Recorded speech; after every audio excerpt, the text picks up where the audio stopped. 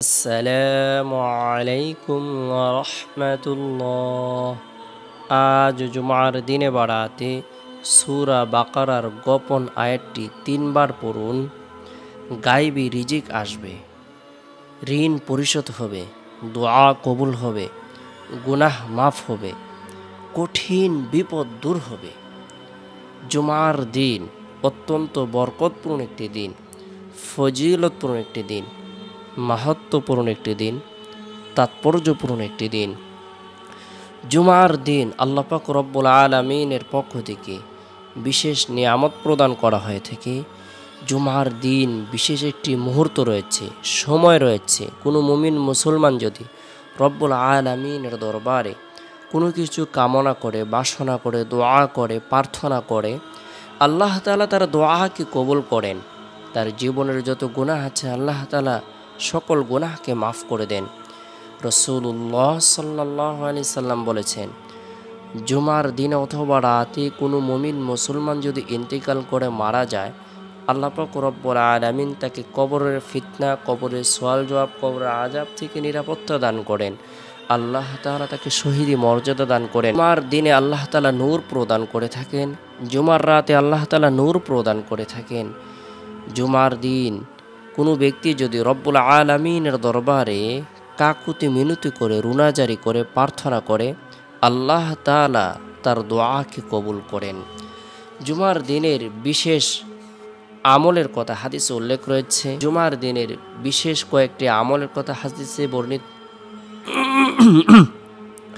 জুমার দিনের বিশেষ কয়েকটি আমলের কথা হাদিসে বর্ণিত হয়েছে।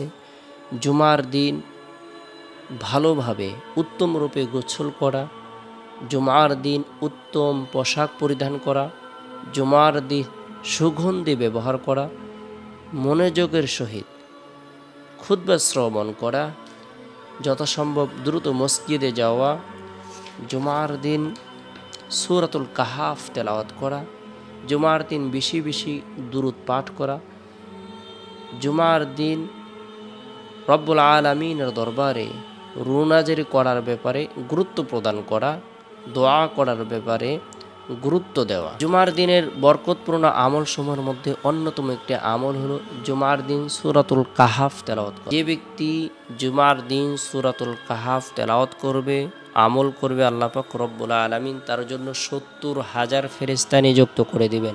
যে ব্যক্তি জুমার দিন সূরাতুল কাহাফ তেলাওয়াত করবে, আমল করবে, আল্লাহ তাআলা তার জন্য ৭০,০০০ ফেরেশতা নিযুক্ত করে দিবেন। এই ৭০,০০০ ফেরেশতা দীর্ঘ ১ সপ্তাহ পর্যন্ত তার জন্য মাগফিরাত কামনা করতে থাকবে। যে ব্যক্তি জুমার দিন সূরাতুল কাহাফ আমল করবে, তেলাওয়াত করবে, আল্লাহ পাক রব্বুল আলামিন তার ঈমানের মধ্যে একটি নূর প্রদান করবেন, যে নূরটি দীর্ঘ ১ সপ্তাহ পর্যন্ত তার অন্তরের মধ্যে চমকাইতে থাকবে।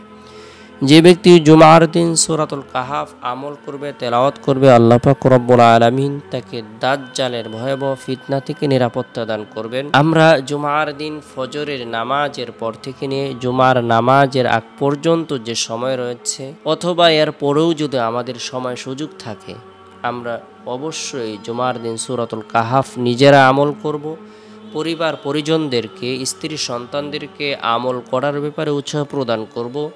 আল্লাহ তাআলা অসংখ্য অগণিত নিয়ামত দ্বারা ভরপুর করে দিবেন।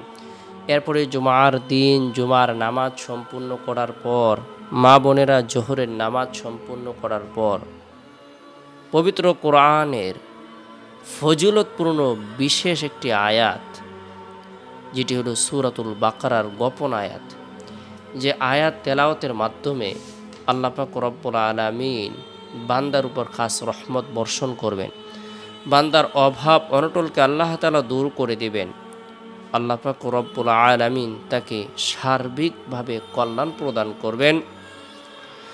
সেই আয়াতটি হলো আয়াতুল কুরসি, সূরাতুল বাকারার ২৫৫ নং আয়াত।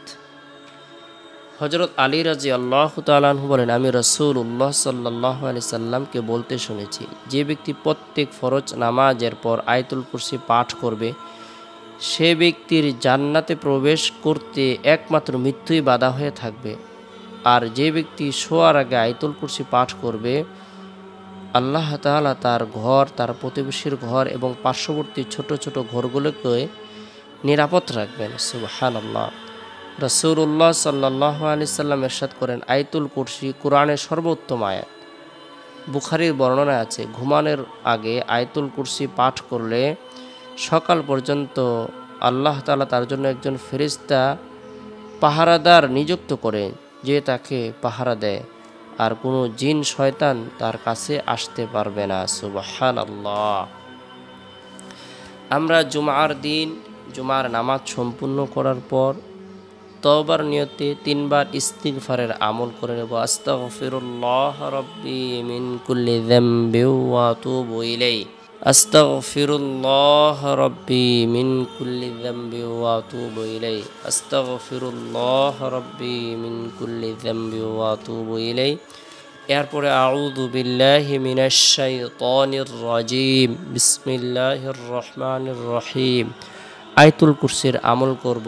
আল্লাহু লা ইলাহা ইল্লা হুয়াল হাইয়ুল কাইয়্যুম লা তাখুযুহু সিনাতুন ওয়া লা নাওম লাহু মা ফিস সামাওয়াতি ওয়া মা ফিল আরদ মান যাল্লাযী ইয়াশফা'ু ইনদাহু ইল্লা বিইযনিহি ইয়া'লামু মা বাইনা আইদিহিম ওয়া মা খালফাহুম ولا يحيطون بشيء من علمه إلا بما شاء وسع كرسيه السماوات والأرض ولا يؤوده حفظهما وهو العلي العظيم।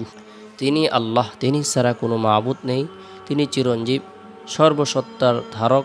তন্দ্রা ও নিদ্রা তাকে স্পর্শ করতে পারে না। আসমান ও জমিনে যা কিছু রয়েছে সবই তার মালিকানাধীন। কে আছে এমন যে তার কাছে তার অনুমতি ছাড়া সুপারিশ করতে পারে? তাদের সামনে ও পিছনে যা কিছু রয়েছে সব কিছুই তিনি জানেন। তিনি যতটুকু ইচ্ছা করেন ততটুকু ব্যতীত তার অনন্ত জ্ঞানের কোনো বিষয় কেউ ধারণ করতে পারে না।